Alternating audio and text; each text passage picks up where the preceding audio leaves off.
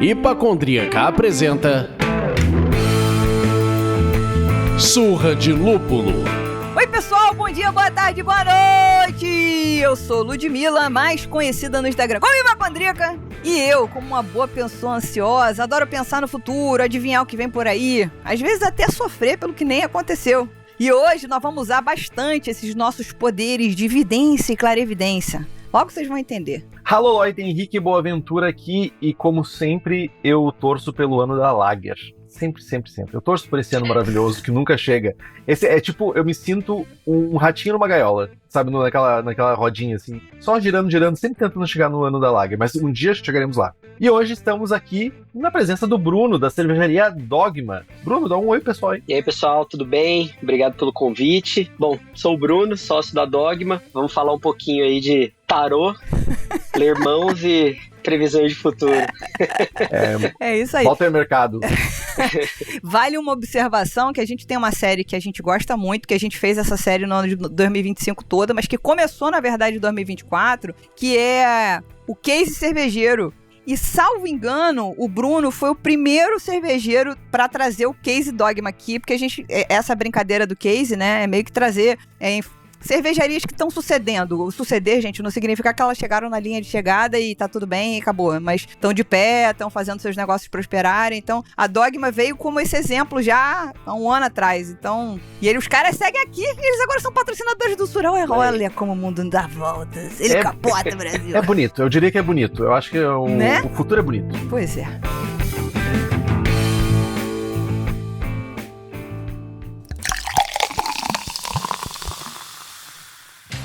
O Surra de Lúpulo precisa do seu apoio para manter a casa arrumada e tudo rolando por aqui semana a semana. Apoie o Surra de Lúpulo através do site apoia.se/surra de lúpulo e vire um mecenas. As contrapartidas vão desde participar do nosso grupo de WhatsApp, sorteios, cupons de desconto e muito mais. Mas sempre tem uma forma gratuita de ajudar meus jovenzinhos e jovenzinhas. Você pode pegar esse episódio, pegar esse linkzinho maravilhoso, gigante, você pode encurtá-lo, inclusive, e compartilhar com alguém que gosta de cerveja, que gosta de cerveja especial, que quer entender um pouquinho mais sobre essa cena que a gente tanto fala aqui. E também você pode nos avaliar na sua plataforma de áudio preferida. 5 estrelinhas no Spotify, Apple Podcasts, Deezer, qualquer plataforma que tiver a maneira de você fazer isso, por favor, faça. É de graça e faz a gente chegar muito mais longe e ser recomendado para outras pessoas como você. Exatamente. Mas tem mais um jeito de ajudar o Surra de Lúpulo e é bebendo cerveja. A gente é tão gente fina com vocês que a gente pede que vocês façam o quê? Aquilo que vocês já fazem para ajudar a gente. E aí, como é que vocês têm que fazer isso? Vocês têm que comprar e consumir de cervejarias e de empresas que apoiam a gente. A Stannis não só produz rótulos incríveis e de altíssima qualidade, mas também vão além, proporcionam experiências completas, com seus bares próprios e o e-commerce que integra em todo o Brasil. O melhor, quem está ouvindo a gente pode aproveitar o cupom SDL12 para garantir 12% de desconto em qualquer produto no site deles, que é o www.stannis.com. É isso.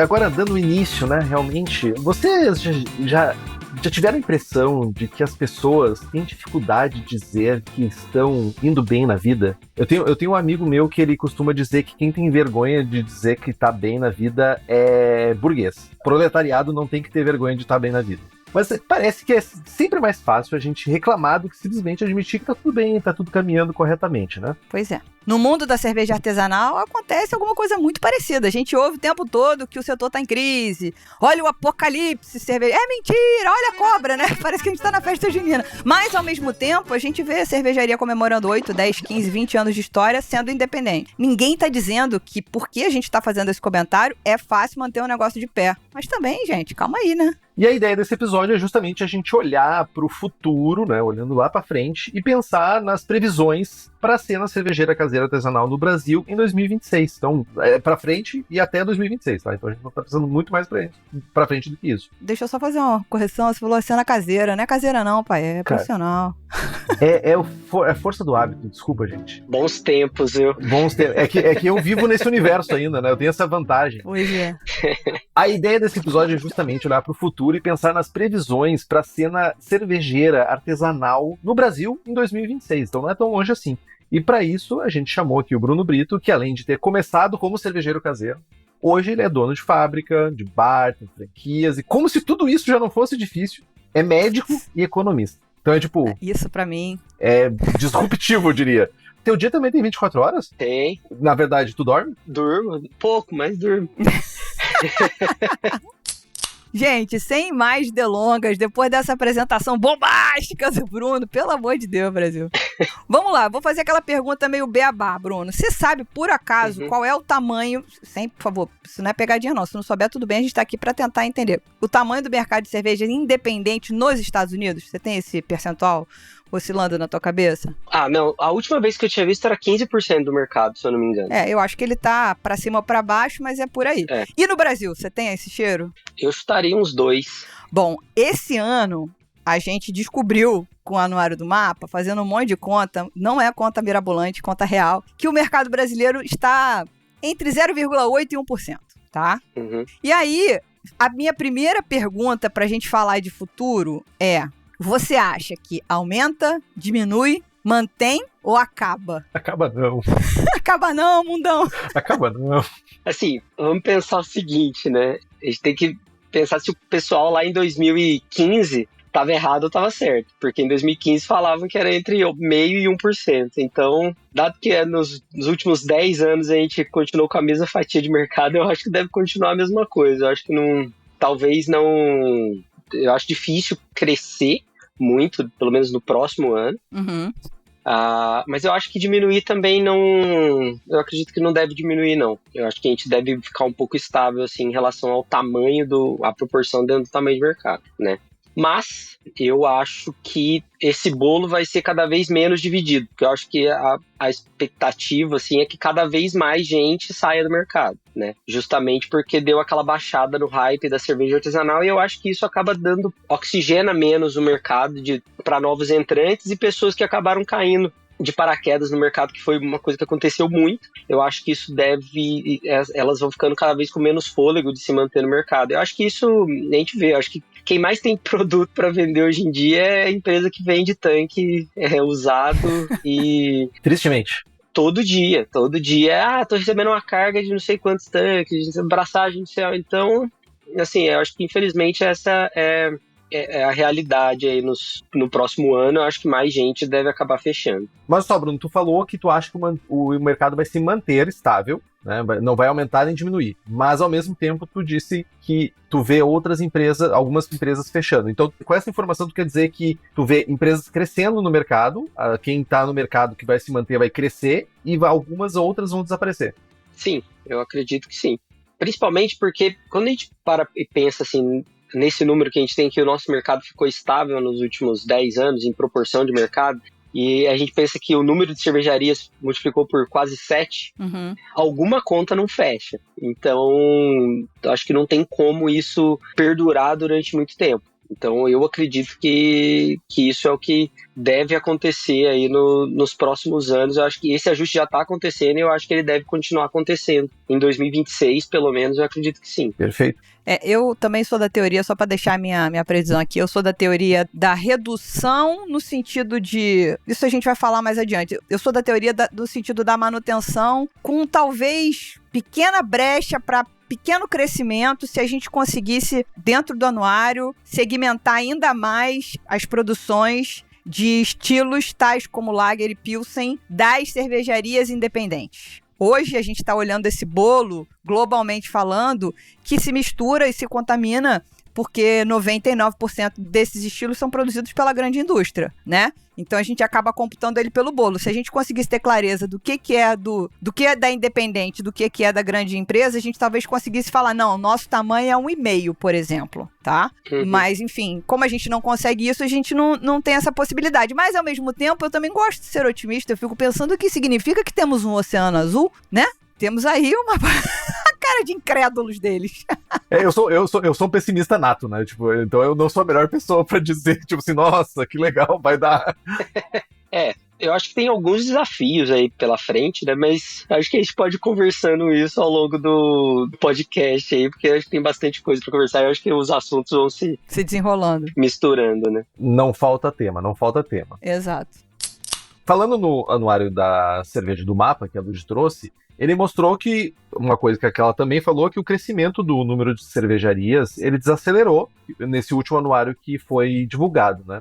Do teu ponto de vista, Bruno, tu vê isso como um sinal de maturidade ou de estagnação no mercado? A Lud bate bastante nessa tecla, né? Para entender se é maturidade ou se o mercado simplesmente estagnou. E é uma resposta que a gente tenta achar. Sim, eu acho que é maturidade, né? Eu acho que justamente acho que o mercado ele passou por um, vamos dizer assim, um crescimento de pessoas interessadas pelo mercado, teve um hype, assim, muito associado à cerveja artesanal, principalmente ali 2017, 2018.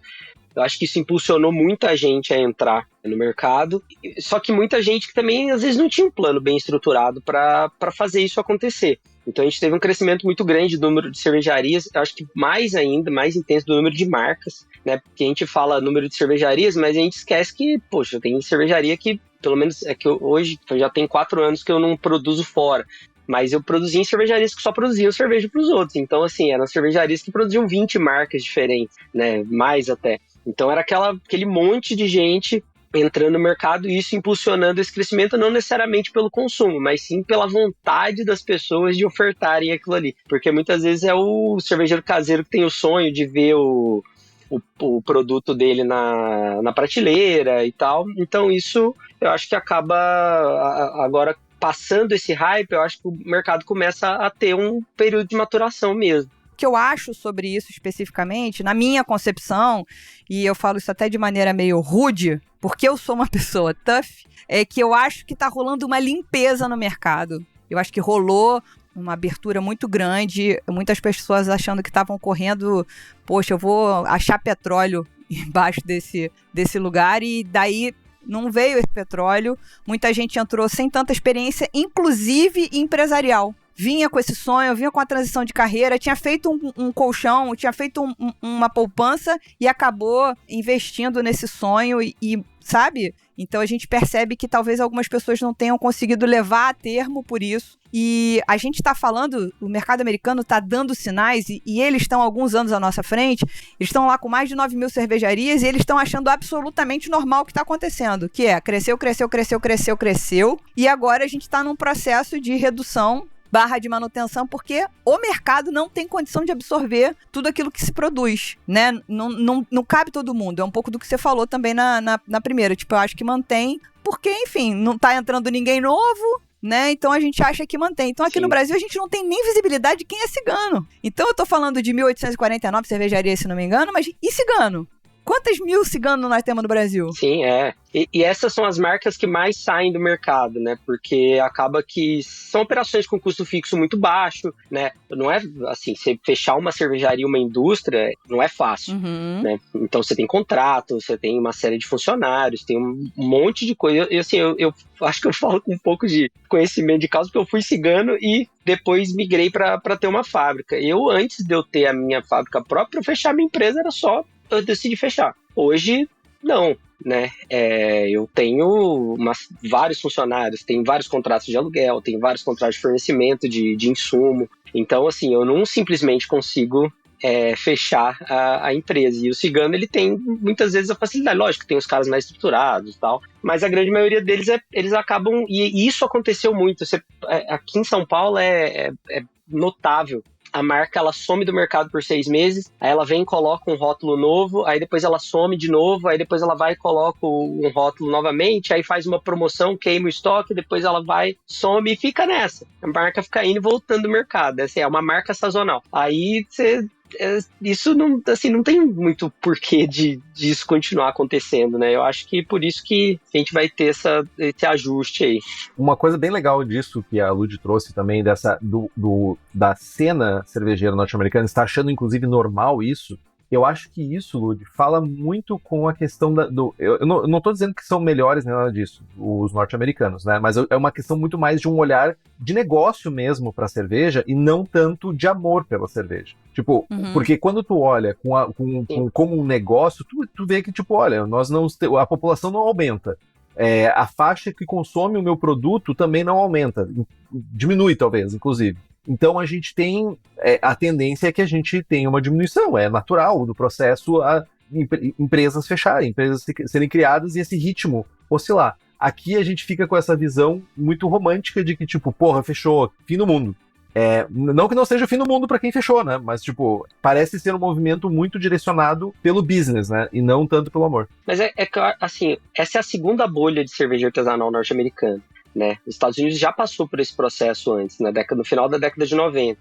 Então, se a gente lê o livro do Greg Koop lá sobre a história da Stone, ele fala exatamente isso. Parece que ele está falando um pouco sobre o mercado brasileiro. Que um monte de gente começou a fazer cerveja em casa, porque os Estados Unidos era proibido fazer cerveja em casa até a década de 70, alguns estados começaram a flexibilizar, aí algumas pessoas começaram a fazer cerveja, queriam ter as suas próprias marcas, teve um crescimento muito grande de cervejarias baseado em cervejarias ciganas, né, cervejarias produtoras por contrato, fábricas também, e aí de repente você não tinha tanto mercado para absorver tantas marcas, tantas cervejarias, um monte de gente começou a fechar e foi o primeiro ajuste de mercado que eles tiveram. Então acho que isso para eles já não é uma história nova, né? Pra gente talvez seja porque eu acho que é a primeira vez que isso acontece dentro do mercado de cerveja brasileiro, mas lá isso já aconteceu, então acho que para eles é uma coisa mais natural olhar para isso e falar, faz parte, né? Vai acontecer. Sim, e aí eu vou aproveitar isso que você falou para a gente já entrar no terceiro ponto que a gente queria debater, que é essa rearrumação do mercado que a gente está falando, de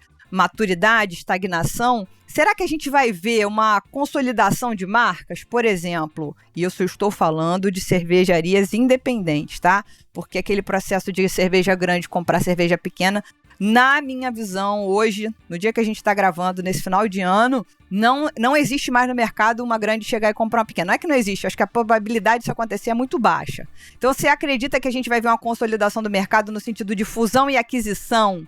Sabe, do tipo, o mercado ele tá se juntando. Então, tipo, ele tá se organizando. Aí vem uma cervejaria grande, de um porte grande para uma independente, chega, gruda no Bruno e fala, e aí, Bruno, how you doing?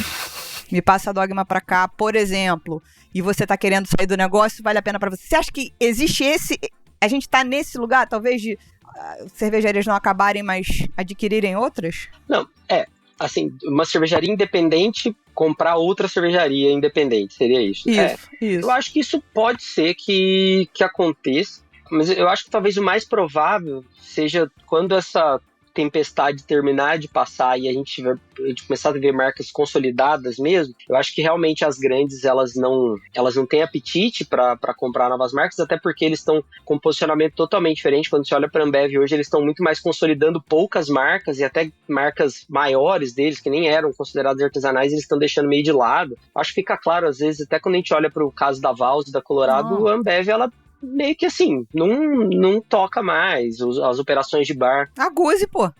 Não matou, mas tá em criogenia ali, né? Tá criogenado ali. Sim. O que cria espaço para as independentes conseguirem trabalhar melhor. Eu acho que a gente mesmo, como a gente está dentro de uma distribuidora grande de alimentos, a gente conseguiu em alguns pontos, por exemplo, preencher esse vazio em alguns pontos de venda. Lugares que a gente achava que a gente nunca ia vender, a gente acabou entrando, às vezes até com uma chopeira nossa lá. Mas eu acho que talvez mais provável do que uma consolidação independente seja na hora que essas empresas estiverem consolidadas, talvez fundos de investimento comecem a entrar nelas, fundos multimercados que investem em várias coisas e comecem olhem para esse mercado novamente, né? Porque já olhou, mas foi muito pouco, foram poucas cervejarias que eu me lembro agora, foi só acho que a Perro Libre, né, que acabou, que foi comprada por um fundo, e alguma outra cervejaria agora que eu não me recordo, mas eu acho que talvez essa é uma coisa que comece a acontecer, né? Principalmente que talvez as independentes maiores, né? Porque indústria precisa de escala, querendo ou não. Então a gente consiga começar a ter essa escala necessária para que um fundo de investimento olhe para ela como um mercado que talvez valha a pena investir novamente. Agora, essa consolidação entre cervejaria comprando cervejaria, eu já acho, não sei, hoje eu não consigo pensar em uma cervejaria que estaria em posição de fazer uma grande aquisição, né, para poder comprar uma outra cervejaria menor. Eu não consigo pensar em nenhuma que talvez faria essa movimentação. Acho que daí a gente entra aí num cenário de talvez algumas que tenham o seu business muito bem definido, talvez essas compras façam sentido porque eu quero expandir no mercado específico, não quero começar do zero com uma planta, daí faz sentido. Mas isso tu trouxe também, Bruno, sobre a questão de investimento, não necessariamente investimento de um outro, de uma cervejaria comprando outra, mas uma vez parece que a gente está meio que seguindo os passos do mercado norte-americano, né? Quando a gente olha, por exemplo, o caso da Dogfish Head, que era uma cervejaria orgulhosamente independente, que em algum momento entrou uma venture capital e botou grana ali para eles crescerem mais, né? Então é meio que esse caminho também, né? Então, parece ser um caminho lógico, por assim dizer, se a gente olha como espelho o mercado norte-americano. Sim. Eu queria trazer uma observação aqui. A gente tem reportado bastante no plantão indústrias de bebidas comprando cervejarias pequenas ou tendo em seu portfólio cervejarias, né? Então você tem um grande grupo que vende suco, que vende água, que vende refrigerante, que vende, sei lá, o que for, e aí adquire uma cervejaria para estar no teu portfólio, para de repente lançar uma cerveja que vai ser de linha, assim como as grandes corporações são, e aí eles mantêm, de repente, se tem um brewpub associado, né, se é um lugar que tinha uma fábrica e tem um lugar de serviço, eles tentam fazer alguma coisa de experiência, mas mais pra, sei lá, eu mantenho uma nesga artesanal aqui, uma nesga pequena de um produto diferenciado, mas eu quero produzir em escala esse produto igual àqueles outros que já tem na prateleira. Então eu vejo uma tendência disso. Em relação à cerveja, uma independente comprar outra independente, teve uma tentativa disso com a CBCA, que tentou fazer um pool que eu também já acho que virou um tiro na água, né? Tá passando por dificuldades e tal, não é mais o mesmo CEO, essas coisas. Eu não quis tocar no assunto porque, né, mas a gente teve até algumas notícias de problemas mesmo, de não devolução de barril e algumas coisas e assim, promoções muito constantes, o que acaba sempre levantando ou tá dimensionando mal essa produção, ou então não tá vendendo quanto precisava vender, né? Então, eu acho que o caso da CBCE é um dos motivos que eu não vejo tanto outras cervejarias comprando cervejarias menores, até porque, assim, eu acho que uma cervejaria muito grande que a gente tinha era a cervejaria Santa Catarina, né, com a Saint Beer, e fechou, então quem comprou, que era um grupo de produção de arroz, tá vendendo picado ali os equipamentos. Aí no sul tem alguns grupos que são um pouco maiores, assim, mas eu acho que tem poucos players com capacidade de chegar e querer comprar uma outra cervejaria, assim, né? Não consigo ver muitas empresas do setor capazes de fazer essa movimentação. Eu vejo mais no cenário que a Lud trouxe daí, né? Empresas que não são do meio de cerveja, que adicionam uma marca de cerveja. Isso, aí sim, com certeza. Posso dar um exemplo? Bela Vista, que é uma marca enorme aqui no sul, a Fruc, que entrou no mercado de cerveja com a Bela Vista, né? Então já seria nesse cenário. Sim. Aqui em São Paulo, que produz o Monster, esqueci o nome agora da empresa, fugiu da minha cabeça. Produz, é uma empresa que ela faz Não Red Bull. Faz a Pepsi Blue Ribbon também. Eles acabaram comprando uma planta grande no interior de São Paulo, onde eu já produzi, né? Então, teve essa movimentação, só que não foi uma coisa que parece que não foi muito divulgado, assim, mas eu tô sabendo que aconteceu. Eu não fiquei sabendo. Né? Então, e aí, então, assim, eu acho que isso tem uma chance grande de acontecer, sim. Até porque esse mercado que a galera chama de premium, né, que não é um mercado artesanal, que seria ali onde Heineken e Ambev, eu acho que é um mercado que, dependendo se o cara tem um pouco mais de força de distribuição, talvez ele consiga ainda captar uma parcela desse mercado aí. Boa. Eu vou deixar o Henrique passar para a próxima, mas ele que tocou nesse assunto, Henrique, não fui eu. Foi ele que falou essa palavra. Você sabe o que é, né? Eu sei. Você sabe. A gente está aqui batendo na tecla que, tipo, se a cerveja artesanal ou a independente, eu quero também que esse nome pegue. Se a cerveja independente, dependendo do tamanho de sua fábrica, pensar em investir num produto novo, que tem essa cara premium, que tem essa garrafita verde, que tem essa coisinha que pode ajudar, entre aspas, enganar o consumidor praticamente, né? Porque você, porra, olhar... E aí ela se encaixar naquele range de preço que o poder de decisão seja por ali... Talvez a cerveja independente de médio e grande porte, tá? A gente que produz, sei lá, 400 mil litros por mês, seja um nicho para elas, entre aspas, copiarem, porque é isso que a Bembev e a Heineken estão fazendo. Estão investindo nas premium. Eles estão querendo pegar uma faixa de mercado de comprador que poderia estar comprando uma cerveja artesanal, que poderia estar tomando um chopp ótimo lá na Dogma, mas que está indo ao supermercado comprar a Heineken. Total. Sim. Eu acho que já tem algumas empresas que estão, de certa forma, fazendo isso, né? A Império, eu acho que é um exemplo bom de... Sim. Eu acho que eu vejo em vários supermercados e tem essa coisa da garrafa verde e tal, né? Acho que a própria Louvada tá começando ainda para um... A Império, a Noi, a Louvada... Todo mundo tem garrafinha verde. Todo mundo. Inclusive, agora até aquela Flying Fish, aquela botaram em garrafa verde, que nem cerveja é aquela desgraça. Mas enfim...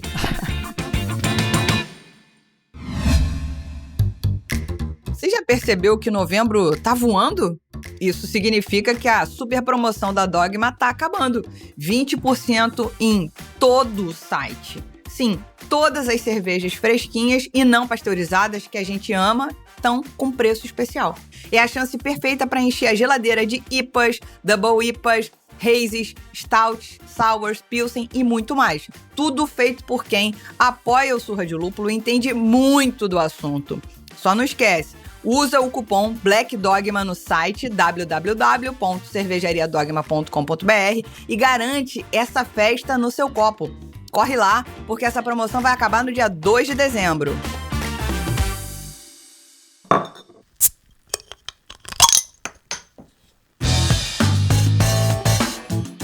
Outra coisa que a gente vem discutindo bastante, e é uma pergunta bem...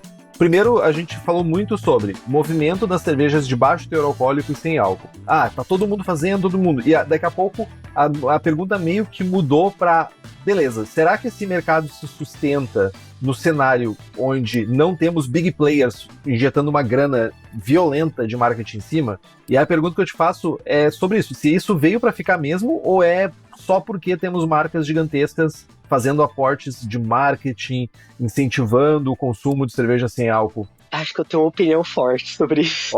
Essa é a opinião que a gente quer. A gente não veio aqui pra ver você passando pano. Qual que é a minha sensação? Claro, tem muita gente que gosta de cerveja e que em um momento que não... ou tá dirigindo, etc., gostaria de ter um produto ali de melhor qualidade para poder tomar sem álcool. Mas eu acho que isso, assim, é uma fatia mínima desse mercado. Se a cerveja artesanal é 1% do mercado geral de cerveja, eu acho que o cara que está disposto a pagar mais por um produto sem álcool de melhor qualidade, assim, com sabor diferente e tal, eu acho que isso é talvez meio ou 0,1% de um mercado que já é também, que eu acho que hoje deve estar batendo uns 10% do mercado, né, de cerveja sem álcool. Então, assim, é um mercado minúsculo, é o nicho do nicho. Então, eu acho que é um mercado onde preço vai fazer muita diferença. Então, se você não conseguir ser efetivo em preço, eu acho que você, sei lá, você só vai estar lançando mais um produto no mercado, porque você não vai conseguir ter volume naquilo ali, né? Então, eu não vejo muito futuro aí para o mercado artesanal, né, independente e tal. Eu acho que acho que a capacidade... E é até interessante, quando a gente olha, porque todo mundo tá falando, cerveja artesanal, cerveja sem álcool, cerveja sem álcool. Quando a gente olha, sei lá, Google, os dados lá do Google, se você colocar para ver o número de buscas e interesse. Realmente, cerveja sem álcool hoje tem mais busca do que IPA, ou do que cerveja artesanal. Mas se você compara com o boom lá de 2017, 2018 da cerveja artesanal, esse nível de busca é muito menor. Então, eu acho que realmente é um mercado restrito demais para ser algo que vai realmente virar uma coisa. E tá acontecendo aí a mesma coisa que aconteceu, tá todo mundo lançando. todo mundo tá lançando cerveja sem álcool. Toda semana o Bob coloca lá no stories dele que ele descobriu uma nova cerveja sem álcool e a contagem vai aumentando. Mandei uma pra ele de sábado. Né? Então, assim, eu acho difícil, não acho impossível, mas eu acho que é um mercado que é bem difícil de a gente conseguir engatar realmente, sabe? Eu tenho essa sensação. Até porque, pra mim, quem bebe cerveja sem álcool não gosta de cerveja, né? Forte! Afirmações fortes. Gostei do Bruno. Ai. Ô, Bruno, mas olha só, eu só queria pegar esse gancho final que tu trouxe, não que não gosta de cerveja, porque pode ser verdade, mas especificamente sobre essas marcas que estão entrando, marcas independentes, fazendo cerveja sem álcool. Uhum. Tu acha que isso é, de alguma forma, tentando surfar a onda das big players, ou aproveitando do marketing, lançando no mercado para tentar aproveitar essa onda? Ou existe um business realmente, um case de negócio do tipo, eu quero realmente morder um pedaço desse mercado? Tem uma marca que eu acho que assim, pelo menos de todas as que eu vi e consegui olhar, que é a Etap. Uhum. Eu acho que esses caras têm um plano mesmo. Até olhando a formação societária deles. Tem um cara que é diretor do Pão de Açúcar, que tem os canais de distribuição. Tem outro cara que tem experiência na produção de cerveja. Então, assim, eu acredito que esse seja um modelo de empresa que realmente está vindo para tentar se estabelecer no mercado e virar alguma coisa parecida com a Athletics que existe nos Estados Unidos. Mas essas marcas estão produzindo única e exclusivamente sem álcool. Elas não são cervejarias que produzem com álcool e vão para o mercado sem álcool. Exatamente. Agora, o resto, eu não posso afirmar. Afirma, eu gostei de ti. Tu é polêmico. O que me parece é que sim, assim, estamos tentando ver o que vai dar. Vamos produzir, vamos ver para onde que isso vai levar. Se der certo, deu. Se não deu, beleza, não deu. Até porque a cervejaria artesanal tá acostumada a ficar lançando produto. Então, assim, eu, por exemplo, eu até pensei em fazer cerveja sem álcool, assim, até porque nos nossos bares existe uma demanda, assim. Mas o primeiro ponto, assim, meu lote é grande e o segundo é que eu não pasteurizo. E eu não tenho coragem de colocar um produto sem álcool sem pasteurizar no mercado. Esse culhão meu pai e minha mãe não me deram. Eu não tenho... Isso é uma coisa que eu não tenho coragem de fazer, porque eu acho que assim, existe uma chance grande de dar errado e de criar um problema para a marca.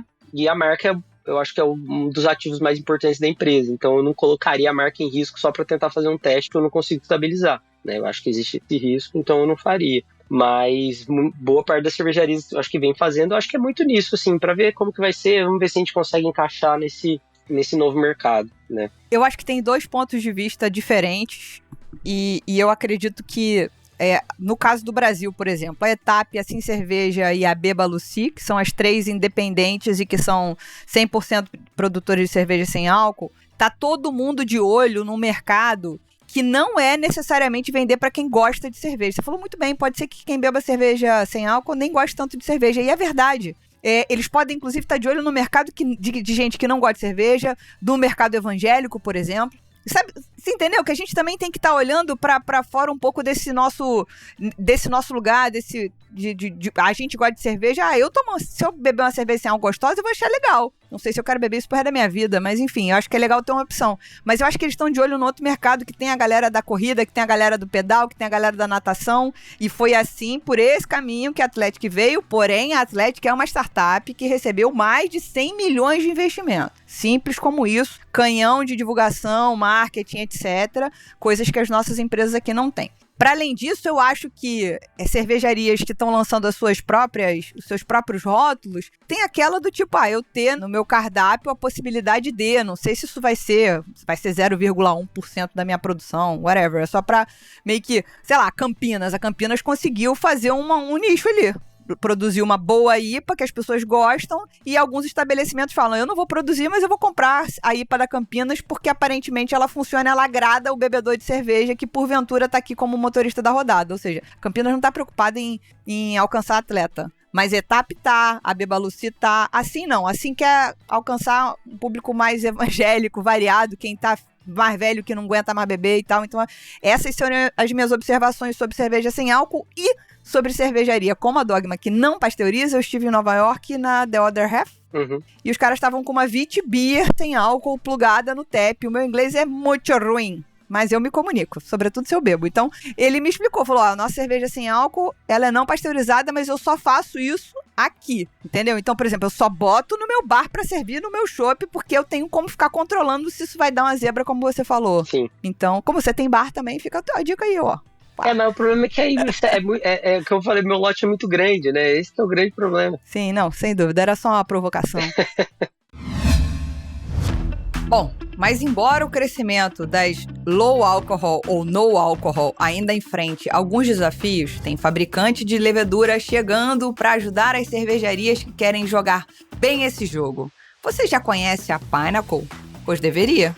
Porque para quem busca qualidade e sabor superior nesse segmento, a Pinnacle traz a levedura low alcohol que entrega um perfil sensorial incrível, além de ajudar a melhorar a estabilidade microbiológica da sua cerveja. É a tecnologia e o know-how de um grupo multinacional britânico de ponta agora disponível para o Brasil, com leveduras para todo tipo de produção. Não é só low alcohol, é um portfólio completo de levaduras para todos os estilos. Quer inovar nas suas receitas e conquistar consumidores que buscam opções mais leves, mas sem abrir mão do sabor? Conheça a linha completa da Pinnacle acessando www.npbrewing.com.br e dê um salto de qualidade na sua produção.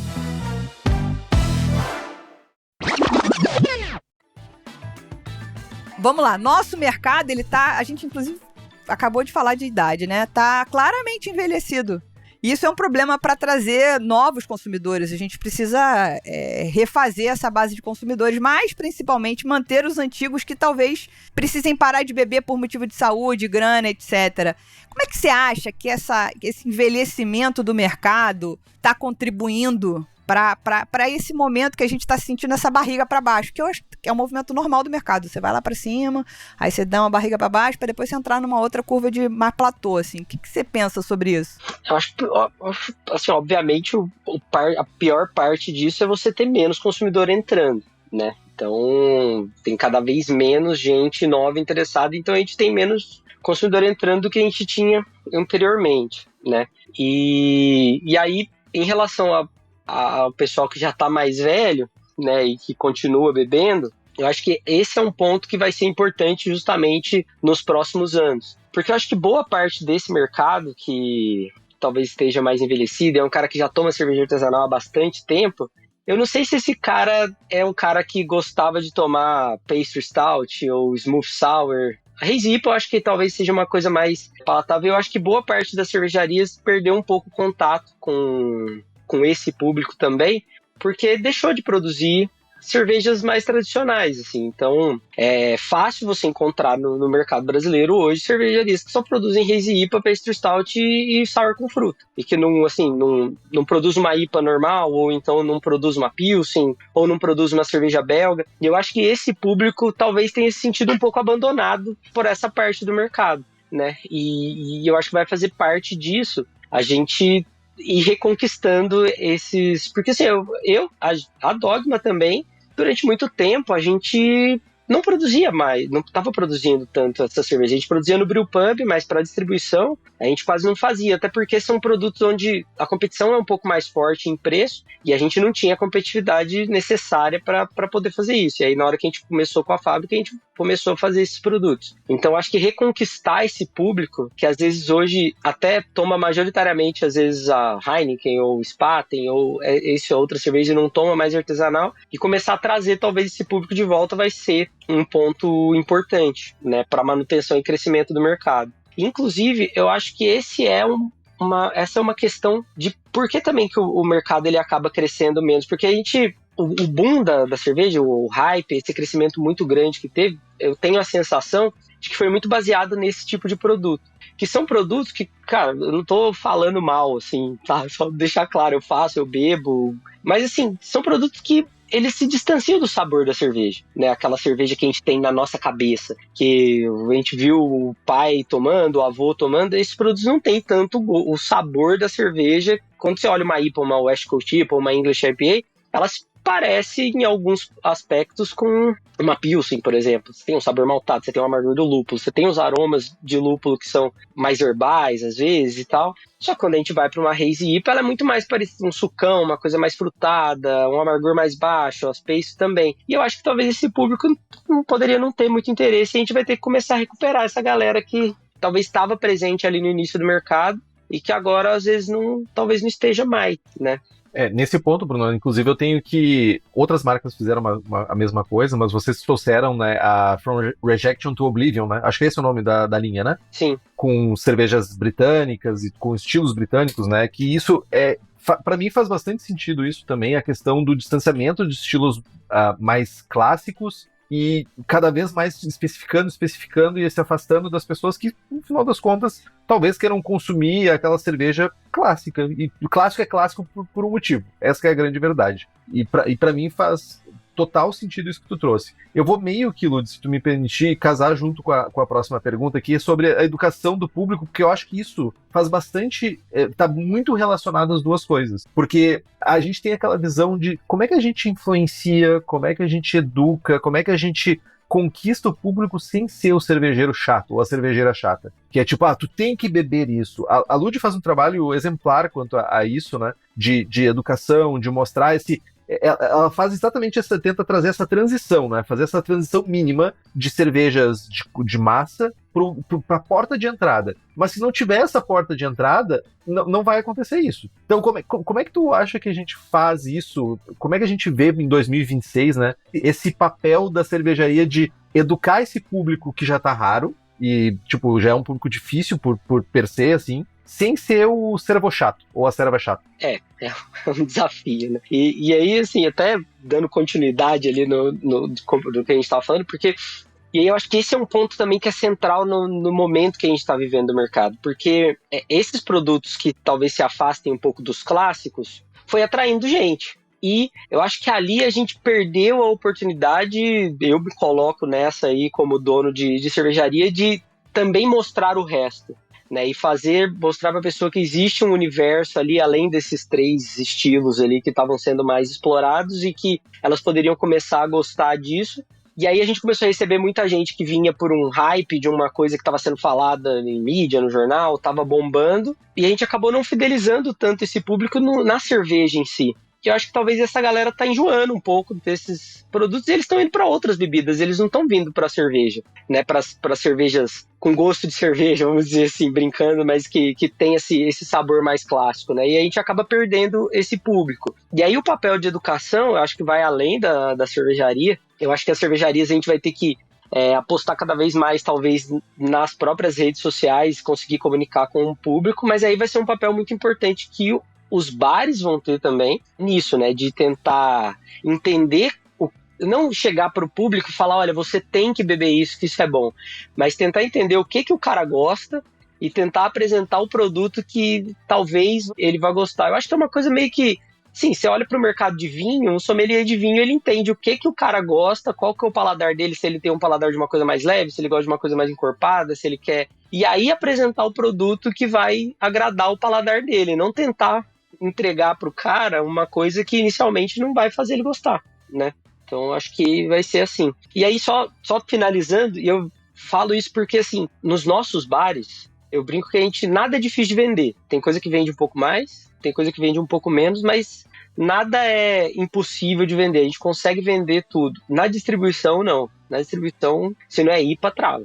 Então eu acho que precisa começar a ter esse papel assim de todo mundo dentro do mercado ali, todo mundo que está vendendo cerveja tem um papel de tentar educar o consumidor dele para que existam outras coisas além da IPA.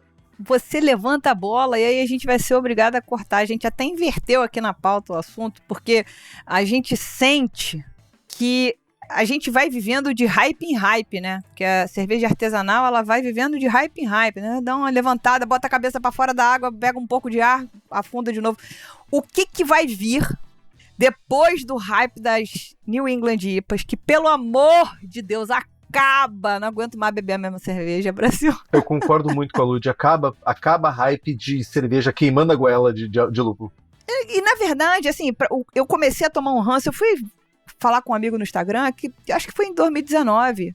Chegou pra mim, você provou essa tal cerveja da cervejaria X, mais uma New England? Eu falei, cara, não, porque semana passada eles lançaram uma que tinha o mesmo gosto dessa, cara. Que lançaram outra na semana que vem. Então, assim, sinceramente, você é dono de cervejaria, você não precisa nem confirmar nem negar, mas a sensação que algumas pessoas tinham era produzir uma batelada e aí, tipo, ó, agora com essa base aqui, eu vou botar mais lúpulo, eu vou botar Mosaic e Citra, e depois Citra e Mosaic, e depois eu vou botar... Caraca! Sabe? Era enlouquecedor. Então, assim, qual vai ser o próximo hype que vai sustentar a gente? Porque Neipa saturou, não? Ou eu tô louca? Sim. Eu brinco que eu pelo menos era sincero, né? Eu colocava tudo Lover no final, falando aqui, ó, é a mesma base, tá? Porque eu falo que assim, o medo das cervejarias que fazem isso, muitas vezes é o consumidor ler o rótulo, né? Porque vai estar sempre o mesmo registro no mapa, porque realmente a base às vezes não muda. Né? Então, esse acho que é um ponto. Assim, eu sou um pouco tendencioso na hora de falar isso, porque não é que eu não goste de Hazy IPA, mas eu gosto muito mais de uma West Coast IPA do que uma Hazy IPA. Meu paladar é muito mais para esse produto, porque eu gosto de cerveja mais seca, um pouco mais amarga, mas principalmente porque, assim, o que fez eu começar a fazer cerveja foi Weissbier. Eu comecei a fazer cerveja porque eu queria fazer uma Weiss junto com meu pai, isso quando eu tinha lá 20 anos de idade. Mas o que me trouxe de verdade para a cerveja e me fez entrar de cabeça foi o lúpulo. E eu acho que a diferenciação que você consegue no lúpulo, numa West Coast IPA, é muito diferente do que você tem numa Hazy IPA, justamente porque o produto é feito para aquilo. Uma West Coast IPA, ela tem uma questão na fermentação que é feita para o fermento. O papel do fermento é deixar o lúpulo brilhar. Então, você consegue entender melhor as diferenças, né, que acontecem. Enquanto na Hazy IPA, não. Na Hazy IPA, o papel do fermento é amplificar o frutado do lúpulo. Então eu acho que é isso que... eu não acredito que seja a base. Eu acho que o principal é esse caráter de fermentação tão intenso que acaba competindo com o lúpulo, deixando tudo um frutadão e que deixa o produto muito parecido. Né? Então, eu acho que na West Coast você consegue diferenciar muito mais as coisas, assim. Então, acho que isso, para mim, deixa mais interessante, assim, o negócio do que a Hazy, e acaba trazendo essa sensação mesmo que acaba que as Hazy IPAs ficam muito parecidas, porque eu acho que o traço de fermento, ele é característico, né? Então, E qual é o próximo hype? Qual é a nova onda do Imperador? Eu não sei, se eu soubesse, eu tava... A gente tentou, né? Tentou a Cold IPA, tentou sei lá, um monte de IPA e não sei o que. Eu acho que, cara, sinceramente, eu acho que o mercado agora, o que ele precisa fazer é que os outros 150 estilos de cerveja tenham o seu pequeno hype ali, que cada consumidor consiga encontrar o que ele quer dentro desse universo que fez tanta gente se apaixonar lá no início.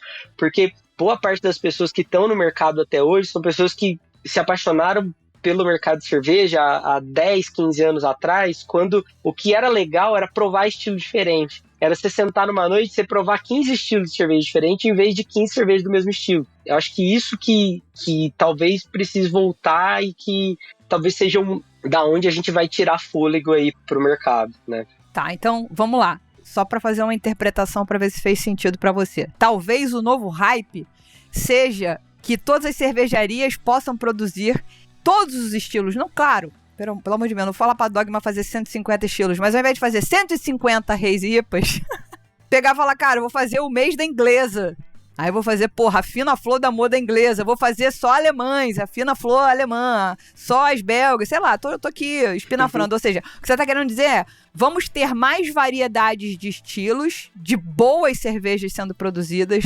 do que a gente inflar as categorias de concurso com Hazy IPA e as adjacentes, é isso? Então talvez essa seja uma boa aposta, novo hype. Eu acho que isso, na verdade, é o que a gente, por exemplo, a gente já tem tentado fazer, né? Quando, por exemplo, olhar o ano passado, né, de lager, a gente fez uma lager que seria uma Alsace lager, né, que é uma lager inspirada em lagers francesas com lúpulos franceses, que já fica bem diferente de uma lager da nossa Pilsen tradicional.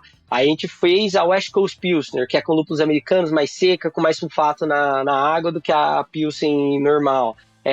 Agora a gente vai lançar essa semana uma cerveja que é uma homenagem à minha família, né? Chama Moreno, que é inspirada nas cervejas espanholas. Então vai arroz, alguns lúpulos alemães, tal. A gente teve Italian Pilsner, fizemos alguns estilos. A gente fez cerveja belga, fez Absentia, fez a Bitweaving, que é uma Belgian Golden Strong Ale. Da linha Oblivion ano passado teve ASB, teve Cream Porter, teve Dry Stout. A gente já lançou We Have, a Robust Porter. Não, perfeito. Qual que foi a outra lá? Ordinary Bitter, entendeu? Eu acho que assim, a gente precisa. Eu acho que você não precisa fazer tudo um mês da inglês. Eu acho que ao longo do ano você vai encontrando o período que aquilo ali vai se encaixar, né? Eu acho que tirando Saison, tudo dá pra vender. Saison que é muito difícil, porque a galera acha que é uma coisa de ninguém entende o que é, por isso que eu acho que é difícil de vender. Tá certo. Não é querer bater um martelo nem nada, mas talvez seja uma coisa pra gente refletir. Uhum. A gente falou que a gente tem muitas cervejarias que as pessoas entram por amor, que muitas vezes as pessoas têm dinheiro e um amor embaixo do braço. Pra gente fazer um monte de estilo variado, a gente precisa de um conhecimento ímpar.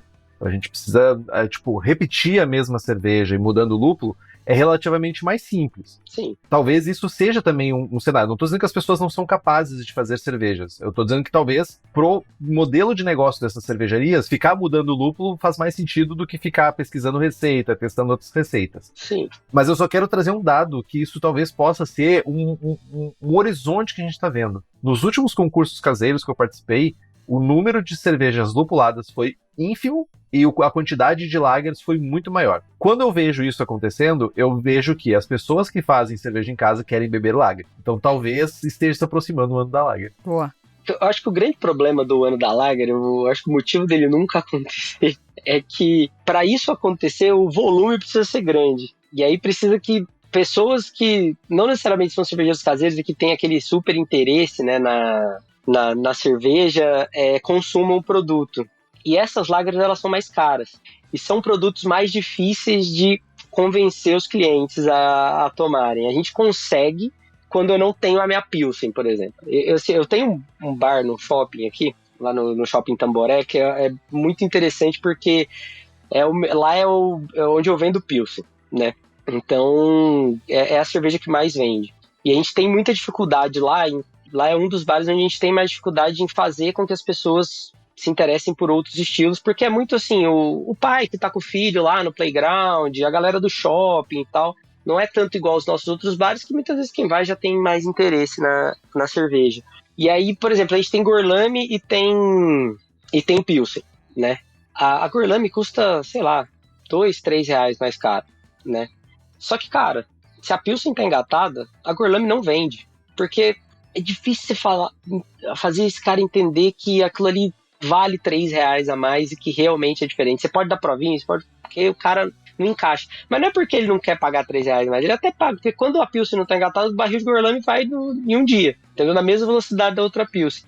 Então, eu acho que essa que é a dificuldade, assim. Eu acho que é um mercado que a elasticidade de preço é muito grande. E aí, o cara até tá disposto a pagar, às vezes, um pouco a mais para tomar uma Heineken, mas mais do que aquilo ali, eu acho que ele já é um pouco mais difícil de fazer isso engrenar. Se a gente conseguir, eu acho que aí realmente é um produto que tem tudo porque, cara, é fácil de beber, é gostoso, não é extremo, eu acho que ele tem todos os quesitos, mas é um pouquinho mais caro e eu acho que isso acaba sendo uma barreira de entrada aí pra galera. Sabe? Aproveitando que tu falou sobre a questão do bar, né, que no bar tu consegue ter essa experiência de ver, né, tipo, um produto contra o outro, tu acha que ainda em 2026 o beba local, né, o beba no bar, o beba na cervejaria da tua cidade, tipo, isso ainda faz alguma diferença? Isso ainda tem relevância, né? Ou no mundo dos e-commerces isso se perdeu? Cara, eu acho que faz. Assim, esse ano a gente cresceu. Na Santa Cecília, a gente teve um crescimento de quase 50%, né, no bar.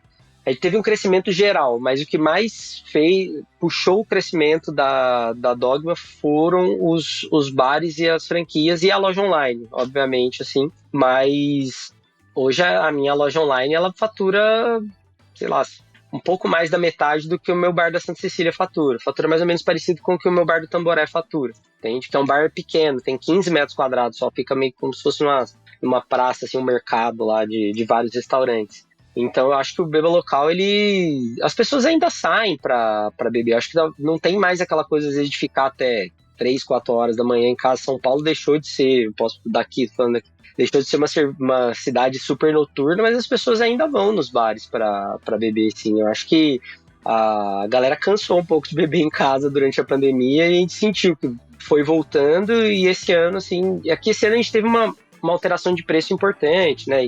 No ano passado, na verdade, a gente começou uma movimentação que ali nos nossos bares fez bastante diferença. Então, mas eu acredito que sim. Tá certo.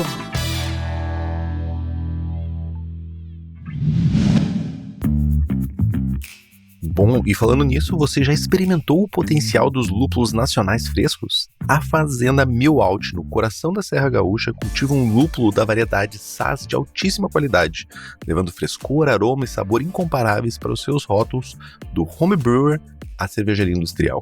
A Milalt se orgulha de estar presente em diversas cervejarias medalhadas pelo Brasil, mostrando que inovação e terroir brasileiro caminham juntos. Quer entender por que tanta gente está escolhendo o lúpulo nacional de verdade? Entre em contato pelo Instagram @lupulosmil, o número 1000 out, e descubra como levar sua abraçagem com o Saaz fresco da Serra Gaúcha. E se fosse você, correr agora para conhecer, porque eles estão com uma promoção incrível de Black Friday com 25% de desconto. E o ouvinte do Surra de Lúpulo ainda tem mais 10% com o cupom PETROSURRA10. Está imperdível. Corre lá para conhecer.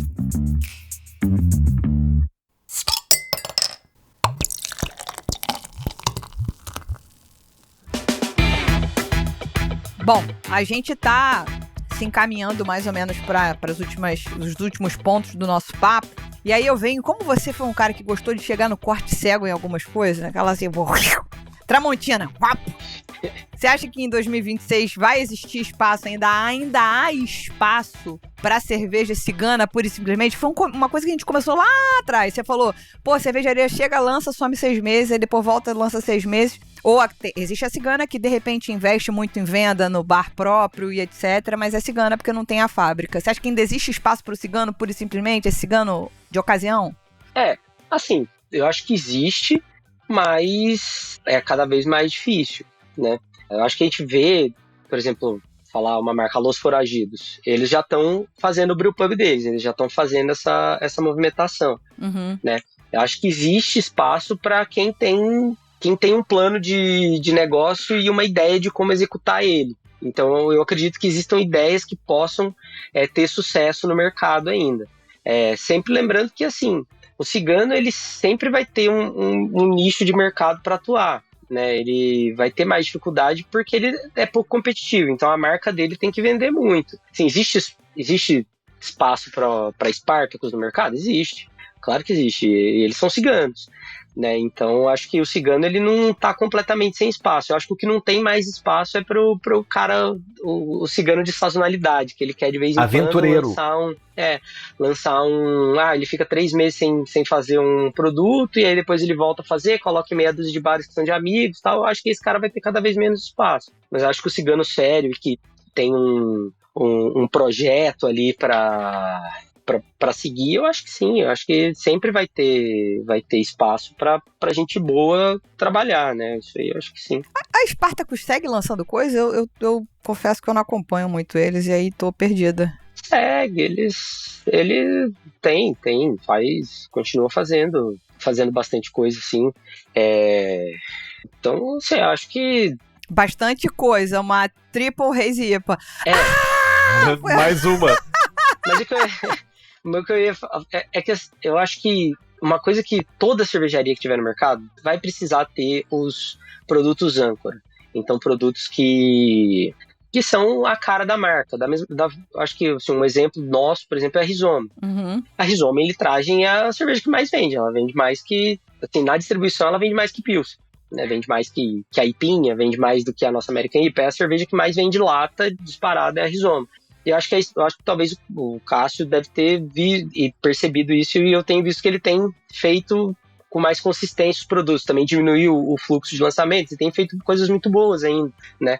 Eu acho que tem alguns ciganos que, sim, tem tem perspectiva de mercado, mas sempre lembrando que o cara vai ser mais caro, então ele vai ter que ter essa diferenciação de marca, então vai ter um nicho ali onde ele vai atuar, né? Eu acho que se o cara souber qual é esse nicho, ele tiver um plano para atuar nesse nicho e souber fazer cerveja boa ali, eu acho que tem futuro sim, mas as barreiras de entrada estão cada vez maiores e é cada vez mais difícil ter sucesso no mercado, né? Até porque não tem, né? Essa coisa da novidade acabou. Então, assim, é difícil o cara fazer uma coisa igual a gente fez lá no passado. Pô, lançamos uma IPA que ninguém tinha feito alguma coisa parecida. A gente, Ocus Pocus, a Seasons na época, né? Você chegar e colocar um marco temporal ali no mercado. A partir dali, a coisa começou a mudar. Todo mundo foi pra lata de 463, tipo aquela coisa assim de ter algumas empresas que realmente conseguiram botar um marco que mudou a forma como o mercado estava sendo construído até então. E eu, sinceramente, não consigo pensar em um produto que vai fazer isso no curto prazo, né? Então, aí vamos ver se alguém vai pensar nisso e vai conseguir fazer isso para todo mundo copiar, igual sempre aconteceu no mercado. Tá certo. Talvez o que vai acontecer é voltar para o básico. Mas enfim, para encerrar então aqui, mais o seu último momento volta ao mercado do dia, que pontos de venda que cada tamanho de cervejaria, né, ainda assim falando de independentes, ainda falando de cervejarias independentes, que pontos de venda que elas podem ou deveriam, né, atacar, mirar, sabe, tipo, o que faz sentido para cada nível, né, de cervejaria, pequena, médio e médio grande porte ali dentro das independentes? Putz, essa pergunta é difícil, né? Até porque eu não sou do comercial.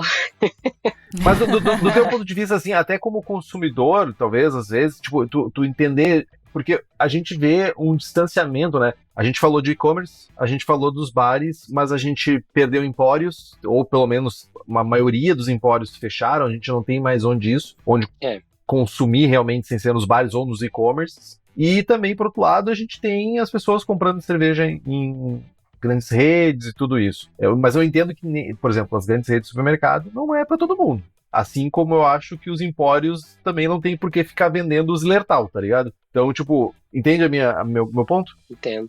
Eu acho assim, os grandes, as maiores, vão colocar aí cervejarias acima de 100 mil litros por mês, esses caras precisam estar no supermercado, né?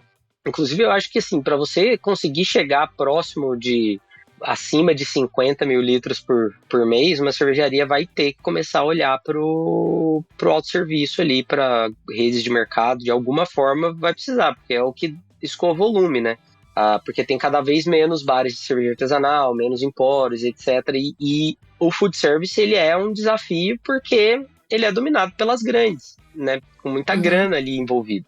Então, assim, esses caras eu acho que não tem muito para onde fugir, né? Vão ter que ir para isso. As cervejarias médias, eu acredito que o food service ainda tem uma possibilidade, assim, a gente tem conseguido trabalhar mais com cada vez mais restaurantes, principalmente tentando. Eu acho que a Trilha faz isso muito bem, né? Aqui em São Paulo, junto com restaurantes e tal. Pequenos mercados, eu acho que a gente ainda... Cara que está disposto a deixar a cerveja refrigerada para ter uma diferenciação ali, né? E os próprios... os bares de cerveja artesanal, né? A gente ainda tem muitos clientes fortes aqui em São Paulo de cerveja artesanal, assim, Empório Altos Pinheiros. Lógico, não é igual era lá no passado de você chegar e não conseguir... Você chegar 9 horas da noite, às vezes você não consegue uma mesa, tem que ficar 1 hora esperando. Talvez você espere um pouco menos, mas assim, ainda são pontos de venda que puxam boa parte da produção. Acho que o Empório, Beer for You, a Beer Hockey Club no Ipiranga, assim, o Let's Beer na Vila Mariana, se eu esqueci de alguém, me desculpe, mas é porque eu não cuido muito dessa parte, eu não tenho, tipo, os nomes aqui na cabeça, né? Então, acho que ainda tem espaço. Agora, o pequeno, esse cara, ele tem que estar focado em vender o produto dele direto para o consumidor final. Esse cara, se ele quiser entrar na briga e o cigano também, né? Se esse cara quiser começar a entrar na briga de foice, de preço em outros mercados, esse cara vai rodar, porque o negócio dele vai perder tração ali e ele não vai conseguir, né? Então, e ele tem a possibilidade de sobreviver vendendo pro consumidor final, né? Se ele consegue, às vezes, uma cervejaria que produz, por exemplo, igual era o nosso Brewpub, que faz 3.000, 3.500 litros por mês, talvez com um bar onde o Brewpub tá e uma loja online, ele consiga escoar toda a produção dele. Eu acho que não é impossível, ainda mais com as ferramentas que a gente tem hoje, né? Então esse cara, eu acho que ele tem que tá muito focado nisso e criar uma comunidade, um público fiel a ele ali, que é o que eu acho que faz ele sobreviver. Legal, eu acho que você tem uma visão parecida com a minha, do tipo, eu acho que as grandes e médias que eu digo, dentro das independentes, né, elas têm que estar em supermercado para escoar com rótulo de combate, com volume, com aquele que paga a conta e etc. Eu acho que as médias e as pequenas têm que estar em empório, catar bares e etc, restaurantes, se for o caso, mas é bem difícil fazer essa conversão. Bares próprios, né, cara, é sempre uma opção do tipo, a gente já conversou aqui com o pessoal da Única, lá de Santa Catarina, o cara falou, cara, eu tinha 200 clientes, chegou uma hora que eu falei, era melhor eu ter 5 bares do que eu ter 200 clientes, porque aí eu tinha muita inadimplência, eu tinha muita gestão, eu tinha muito, aí, claro, abri um bar e depois foi franqueando, né? Sim. E ele falou, porra, eu prefiro, que eu consigo escoar toda a minha produção dessa maneira. Acho que eles não têm, não sei se não tem ainda, mas não tinham nem e-commerce. E o e-commerce no final, depois da pandemia, todo mundo descobriu a duras penas que se você não fala com o seu consumidor, claro, sem canibalizar quem vende você, um restaurante, ou o EAP, ou Beer for You, etc. Vende dog, mas se você vender mais barato no teu e-commerce, você tá dando um tiro no seu próprio pezinho. Sim. Mas, enfim, se você for uma pessoa com mínimo de juízo, o e-commerce, ele precisa, às vezes, não precisa ser gigante. Ele precisa ser uma presença de marca para você gerar, de repente, um interesse no seu consumidor e conseguir cumprir essa demanda sem ele precisar ir até algum lugar. Mas é meio que você tem que estar ali e estar em outro lugar. Mas eu também acho que não é tudo para todo mundo, né? Sim. Então, eu acho que cada ponto de venda tem uma posição diferente. Com certeza. E assim, eu acho que também até no que você falou, a gente tem 2 observações. Realmente, eu acho que o supermercado é pro cara que ele é grande. Porque é briga de cachorro grande. Se você entrar pra vender pra supermercado e achar que você tá trabalhando com um ponto de venda normal, cara, você vai descobrir rapidinho que não é assim. O cara não te paga, demora pra te pagar, te coloca no último da fila, ou então ele desconta uma parte da sua nota. Tem tudo isso, assim, que são... Então, assim, você tem que ter tamanho pra conseguir lidar com esse mercado, né? E aí, e claro, se você consegue ter, que eu acho que você comentou da Única, né? Se você consegue escoar tudo nos seus próprios bares ou nas franquias, isso é o que é o ideal. Mas lembrando que a Única tem um cara forte por trás dela de comunicação ali, que é se eu não me engano, é o Léo Abreu, né? Que também tem bastante parceria com eles, que é um cara que é super forte no YouTube e tal, que ajuda muito na comunicação. Tem um canal muito bacana. Legal. Então isso ajuda muito. Com certeza sair dessa bolha da cerveja artesanal, né? Sim.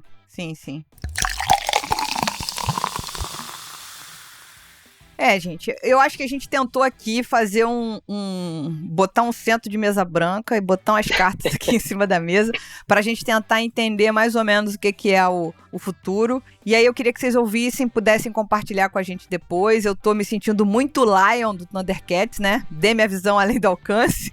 Então vamos ver se o que a gente debateu por aqui tem alguma aderência ou se a gente vai morrer na praia. Mas isso a gente só vai poder categorizar no programa do ano que vem. Mas vocês podem ir anotando aí, eu vou anotando lá de cá o check.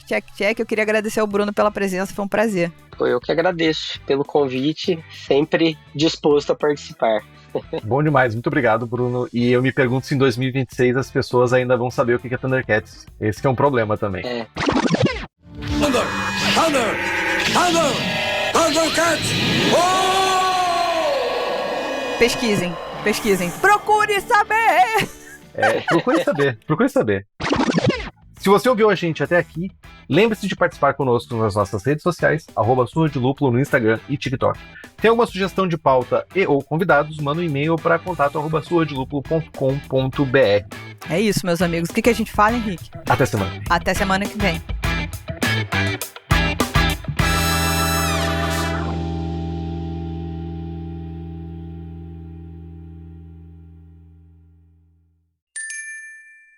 Beba local, beba com moderação.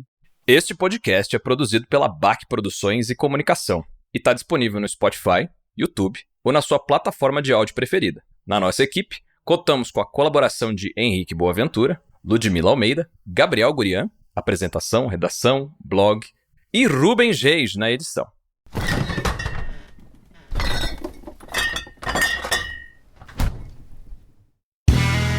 Este podcast foi editado por Play Áudios.